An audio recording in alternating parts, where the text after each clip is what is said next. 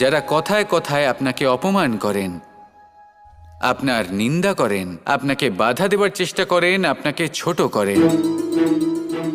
কারণ তাদের সাথে থেকে, সেই সকল ব্যক্তিদের সাথে থাকলে যারা আপনার মূল্য বোঝেন না, আপনি নিজের আত্মসম্মান, নিজের আত্মবিশ্বাস, নিজের ব্যক্তিত্বকে নত করে ফেলবেন।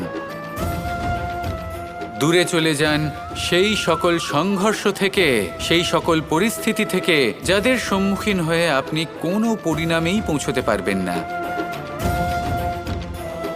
যদি আপনি এইভাবে যুদ্ধ বিমুখ হয়ে উঠতে পারেন, যদি এই প্রবৃত্তি আপনি নিজের মধ্যে জাগ্রত করতে পারেন, তাহলে আপনার সামনে সেই যুদ্ধ চলে আসবে যাতে বিজয় লাভ করে আপনি নিজের অস্তিত্ব খুঁজে পাবেন।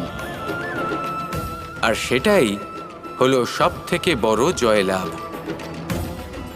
আসুন